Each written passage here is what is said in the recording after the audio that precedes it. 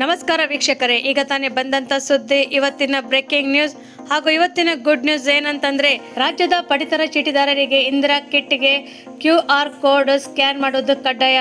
ಅನ್ನದಾತನಿಗೆ ಭರ್ಜರಿ good news ಏನಂದ್ರೆ, ರೈತರ ಖಾತೆಗೆ ಜಮಾ ಆಗಲಿದೆ 1.33 ಕೋಟಿ ಬೇಳೆ ಪರಿಹಾರ. ಹಾಗೆ ಹಳೆ ಪಿಂಚಣಿ ಯೋಜನೆ ಮೂಲಕ ಪುನಃ ಜಾರಿಗೆ ತರುವಂತ ನಿರೀಕ್ಷೆಯಲ್ಲಿರುವಂತಹ ಸರ್ಕಾರಿ ನೌಕರರಿಗೆ ಸಿಹಿ ಸುದ್ದಿ ಹಾಗೂ ಸರ್ಕಾರಿ ನೌಕರರಿಗೆ ಗುಡ್ ನ್ಯೂಸ್. 8ನೇ ವೇತನ ಆಯೋಗ ಕುರಿತು ಒಂದು ಬಿಗ್ ಅಪ್ಡೇಟ್. ಗೆಳೆಯರೆ, ತಾವು ನಮ್ಮ ಚಾನೆಲ್ಗೆ ಮೊದಲು ಬಾರಿ ಭೇಟಿ ನೀಡ್ತಾ ಇದ್ರೆ ದಯವಿಟ್ಟು ಸಬ್ಸ್ಕ್ರೈಬ್ ಮಾಡಿ, ಬೆಲ್ ಐಕಾನ್ ಅನ್ನು ಒತ್ತಿ ಹಾಗೂ ಲೈಕ್ ಮಾಡಿ. ಈ ಎಲ್ಲ ಮಾಹಿತಿಗಳ ವಿವರವನ್ನು ತಿಳಿಯಬೇಕಾದ್ರೆ ದಯವಿಟ್ಟು ಈ ವಿಡಿಯೋವನ್ನು ಪೂರ್ತಿಯಾಗಿ ನೋಡಿ. ಗೆಳೆಯರೆ, ರಾಜ್ಯದಲ್ಲಿ ಅನ್ನಭಾಗ್ಯ ಯೋಜನೆ ಅಡಿಯಲ್ಲಿ ಹೆಚ್ಚುವರಿ 5 ಕೆಜಿ ಅಕ್ಕಿಯ ಬದಲಾಗಿ ಪೌಷ್ಟಿಕ ಆಹಾರದಂತ ಇಂದಿರಾ ಕಿಟ್ ಪಡೆಯಲು ಫಲಾನುಭವಿಗಳಿಗೆ QR ಕೋಡ್ ಸ್ಕ್ಯಾನ್ ಮಾಡುವಂತದ್ದು ಕಡ್ಡಾಯ ಮಾಡಲಾಗಿದೆ. ಸಿಎಂ ಸಿದ್ದರಾಮಯ್ಯ ಸರ್ ಅವರ ಅಧ್ಯಕ್ಷತೆಯಲ್ಲಿ ನಡೆದಂತಹ ಸಭೆಯಲ್ಲಿ ಈ ನಿರ್ಧಾರ ಮಾಡಲಾಗಿತ್ತು. ರಾಜ್ಯದಲ್ಲಿ ಇಂದಿರಾ ಕಿಟ್ ಪಡೆಯಲು ಪ್ರತಿ ನ್ಯಾಯಬೆಲೆ ಅಂಗಡಿಗಳಲ್ಲಿ QR ಕೋಡ್ ಸ್ಕ್ಯಾನ್ ಮಾಡುವಂತಹ ನಿಯಮವನ್ನು ಕಡ್ಡಾಯವಾಗಿ ಜಾರಿಗೆ ತರಲಿದೆ. ಇಂದಿರಾ ಫುಡ್ ಕಿಟ್ ವಿತರಿಸಲು ಸೂಚಿಸಲಾಗುತ್ತಿದೆ. ಹಾಗಾಗಿ ಹೆಚ್ಚುವರಿ 5 ಕೆಜಿ ಅಕ್ಕಿಯ ಬದಲಾಗಿ ಫಲಾನುಭವಿಗಳಿಗೆ ಸಮಗ್ರ ಪೌಷ್ಟಿಕ ಆಹಾರ ಪೂರೈಕೆಯನ್ನು ಉಪಕ್ರಮಗಳನ್ನು ತೊಗರಿಬೇಳೆ, ಖಾದ್ಯ ಎಣ್ಣೆ ಹಾಗೂ ಸಕ್ಕರೆ, ಉಪ್ಪು ಒಳಗೊಂಡಂತೆ ಇಂದಿರಾ ಕಿಟ್ ಅನ್ನು ನೀಡಲಾಗುವುದೆಂದು ತಿಳಿಸಲಾಗಿದೆ. ಪ್ರತಿ ತಿಂಗಳು 1,25,08,262 ಇಂದಿರಾ ಆಹಾರ ಕಿಟ್ಗಳನ್ನು ಕೊಡಲಾಗುತ್ತದೆ. ಸರ್ಕಾರವು ಪ್ರತಿ ತಿಂಗಳು 8,628 ಮೆಟ್ರಿಕ್ ಟನ್ ತೊಗರಿಬೇಳೆ ಹಾಗೂ 12,419 ಮೆಟ್ರಿಕ್ ಟನ್ ಸೂರ್ಯಕಾಂತಿ ಎಣ್ಣೆ, ಸಕ್ಕರೆ, ಉಪ್ಪು ಅಗತ್ಯವಿದೆ. ಪೌಷ್ಟಿಕಾಂಶದಲ್ಲಿ ಕೂಡಿರುವಂತಹ ತೊಗರಿಬೇಳೆ ನೀಡಲು ಸಿಎಂ ಸಿದ್ದರಾಮಯ್ಯ ಸರ್ ಅವರು ಸೂಚನೆ ನೀಡಿದ್ದಾರೆ. ಕೇಂದ್ರ ಆಹಾರ ಉತ್ಪನ್ನ ಸರಬರಾಜು ಸಂಸ್ಥೆಯ ಮೂಲಕ ಖರೀದಿಸುವ ಪ್ರಕ್ರಿಯೆಗಳು ನಡೆಸುತ್ತಿದೆ. ಉತ್ತಮ ಗುಣಮಟ್ಟದ ಆಹಾರ ಸಾಮಗ್ರಿಗಳನ್ನು ಪೂರೈಸಲು ಸಿದ್ದರಾಮಯ್ಯ ಸರ್ ಅವರು ತಿಳಿಸಿದ್ದಾರೆ. ಆಹಾರದಲ್ಲಿ ಯಾವುದೇ ಪ್ರಕಾರದ ಗುಣಮಟ್ಟದಲ್ಲಿ ಹೆಚ್ಚು ಕಡಿಮೆ ಆಗಬಾರದೆಂದು ಅವರು ಎಚ್ಚರಿಕೆ ವಹಿಸಬೇಕೆಂದು ಸಿದ್ದರಾಮಯ್ಯ ಸರ್ ಅವರು ತಿಳಿಸಿದ್ದಾರೆ. ಈ ಯೋಜನೆ ಅನುಷ್ಠಾನಕ್ಕೆ ಬಂದ ನಂತರ ಇಂದಿರಾ ಫುಡ್ ಕಿಟ್ ವಿತರಣೆ ಕ್ರಮಗಳನ್ನು ಪ್ರತಿ ನ್ಯಾಯಬೆಲೆ ಅಂಗಡಿಗಳಲ್ಲಿ QR ಕೋಡ್ ಸ್ಕ್ಯಾನ್ ಅನ್ನು ಅಳವಡಿಸಬೇಕೆಂದು ಸೂಚಿಸಲಾಗಿದೆ. ಯಾಕೆಂದರೆ ರಾಜ್ಯದಲ್ಲಿ ನಕಲಿ ದಾಖಲೆಗಳನ್ನು ಸೃಷ್ಟಿಸಿ ಪಡೆದಂತಹ BPL ಕಾರ್ಡ್ಗಳನ್ನು ರದ್ದು ಮಾಡಿಸುವಂತಹ ಕಾರ್ಯಗಳನ್ನು ಮುಂದುವರಿಸುತ್ತಿದ್ದಾರೆ. ಗೆಳೆಯರೆ, ರಾಜ್ಯ ಸರ್ಕಾರವು ಮತ್ತೊಂದು ಗುಡ್ ನ್ಯೂಸ್ ನೀಡಿದೆ. ಅದೇನೆಂದರೆ, ಸಾಮಾನ್ಯವಾಗಿ ಬಡತನ ರೇಖೆಗಿಂತಲೂ ಕೆಳಗಿರುವಂತಹ BPL ಕಾರ್ಡ್ಗಳನ್ನು ನೀಡಲಾಗುತ್ತಿದೆ ಎಂದು ತಿಳಿಸಿದ್ದಾರೆ. ರಾಜ್ಯದಲ್ಲಿ ಅನರ್ಹರ ಸಹ BPL ಕಾರ್ಡ್ಗಳನ್ನು ಪಡೆದುಕೊಂಡು ಬಡವರಿಗೆ ಸಿಗಬೇಕಾದ ಪಡಿತರ ಹಾಗೂ ಸೌಲಭ್ಯಗಳನ್ನು ಕಿತ್ತುಕೊಳ್ಳುತ್ತಿದ್ದಾರೆ. ಹೀಗಾಗಿ ಕಡಿವಾಣ ಹಾಕುವ ಕೆಲಸವನ್ನು ಸರ್ಕಾರವು ಮಾಡುತ್ತಿದೆ. ಆಹಾರ, ನಾಗರಿಕ ಸರಬರಾಜು ಮತ್ತು ಗ್ರಾಹಕರ ವ್ಯವಹಾರಗಳ ಇಲಾಖೆ ಕರ್ನಾಟಕದಲ್ಲಿ ಅಗತ್ಯ ವಸ್ತುಗಳ ಸಾರ್ವಜನಿಕ ವಿತರಣಾ ಪದ್ಧತಿಯನ್ನು ನಿಯಂತ್ರಣದಲ್ಲಿ ಹೊಸ ನ್ಯಾಯಬೆಲೆ ಅಂಗಡಿಗಳನ್ನು ತೆರೆಯಲು ಅರ್ಹರಾದಂತಹ ಅರ್ಜಿಗಳನ್ನು ಆಹ್ವಾನಿಸಲಾಗುತ್ತಿದೆ.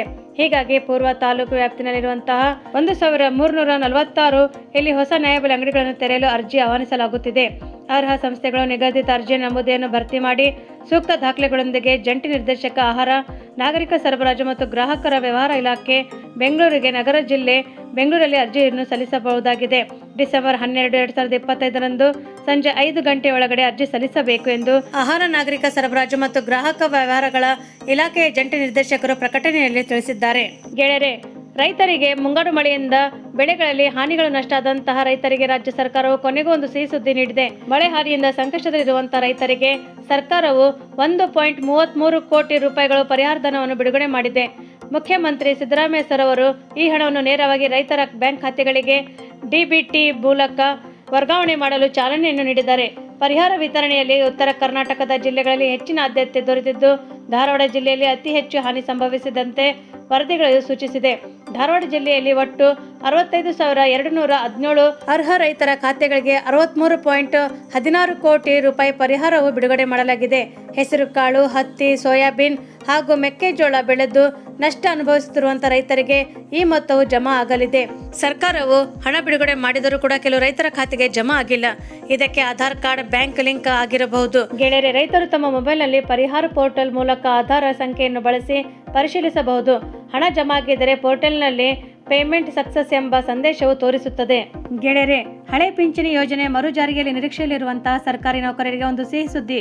ವಾರದ ಅಂತ್ಯದ ಒಳಗಡೆ OPS ವರದಿಯನ್ನು ಸಲ್ಲಿಸಲಾಗುತ್ತಿದೆ. ಹಳೆಯ ಪಿಂಚಣಿ ಯೋಜನೆಯು ಮರು ಜಾರಿಗೆ ತರಲು ಸಂಬಂಧಪಟ್ಟಂತಹ ಸರ್ಕಾರವನ್ನು ರಚಿಸಲಾಗಿದ್ದ ಸಮಿತಿಯನ್ನು ವಾರದ ಅಂತ್ಯದೊಳಗೆ ಸರ್ಕಾರಕ್ಕೆ ವರದಿ ಸಲ್ಲಿಸಲಾಗಿದೆ ಎಂದು ಹೇಳಲಾಗಿದೆ.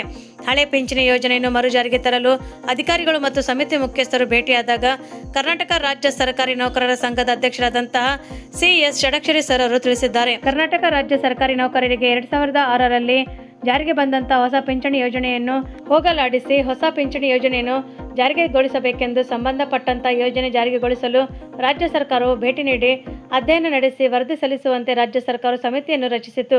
ಈ ಸಂಬಂಧದಲ್ಲಿ ಸರ್ಕಾರಕ್ಕೆ ಶೀಘ್ರ ವರದಿ ಸಲ್ಲಿಸುವಂತೆ ಸಂಘವು ಸಮಿತಿಯನ್ನು ಒತ್ತಾಯಿಸಿದೆ ಎಂದು ತಿಳಿಸಲಾಗಿದೆ.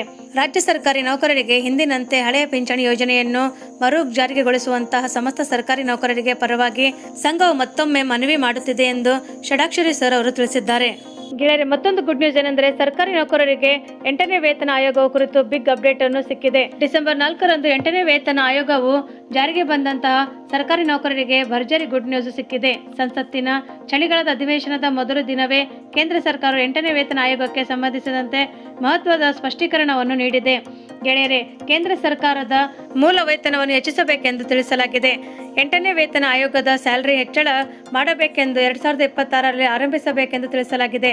8ನೇ ವೇತನ ಆಯೋಗವು ಜಾರಿಗೆ ಬರಲಿದೆ.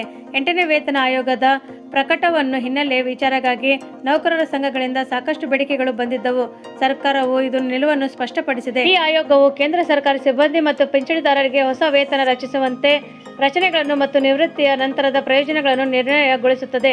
ಆಯೋಗದ ಸಮಗ್ರ ಪರಿಶೀಲನೆಯು ತನ್ನ ಸಂಶೋಧನೆಗಳನ್ನು ಪೂರ್ಣಗೊಳಿಸಲು ಮತ್ತು ಸಲ್ಲಿಸಲು 12ರಿಂದ 18 ತಿಂಗಳವರೆಗೆ ಬೇಕಾಗುತ್ತದೆ ಎಂದು ನಿರೀಕ್ಷಿಸಲಾಗಿದೆ. ಇದು ಸುಮಾರು 50 ಲಕ್ಷ ಕೇಂದ್ರ ಸರ್ಕಾರಿ ನೌಕರರ ವೇತನಗಳನ್ನು ಮತ್ತು ಸುಮಾರು 65 ಲಕ್ಷ ಪಿಂಚಣಿದಾರರ ಪಿಂಚಣಿಗಳನ್ನು ಪರಿಷ್ಕರಿಸುತ್ತದೆ. ಸರ್ಕಾರವು ರಚನೆ ಮಾಡಿದಂಥ ಈ ಹೊಸ ವೇತನ ರಚನೆಯು 2026 ಜನವರಿ 1ರಿಂದ ಜಾರಿಗೆ ಬರಲಿದೆ ಎಂದು ನಿರೀಕ್ಷಿಸಲಾಗಿದೆ. ಜನವರಿ 2025ರಲ್ಲಿ ಈ ಆಯೋಗದ ರಚನೆ ಸರ್ಕಾರ ಅಧಿಕೃತ ಅನುಮೋದನೆ ನೀಡಿತ್ತು. ಗೆಳೆಯರೆ, ತಾವು ನಮ್ಮ ಈ ವಿಡಿಯೋವನ್ನು ಮೊದಲ ಬಾರಿಗೆ ನೋಡುತ್ತಿದ್ದರೆ ದಯವಿಟ್ಟು ಸಬ್ಸ್ಕ್ರೈಬ್ ಮಾಡಿ, ಬೆಲ್ ಐಕಾನ್ ಅನ್ನು ಒತ್ತಿ ಹಾಗೂ ಲೈಕ್ ಮಾಡಿ. ಈ ನಮ್ಮ ವಿಡಿಯೋವನ್ನು ತಾವು ಸಂಪೂರ್ಣವಾಗಿ ವೀಕ್ಷಿಸಿದ್ದಕ್ಕೆ ತಮಗೆ ಧನ್ಯವಾದಗಳು.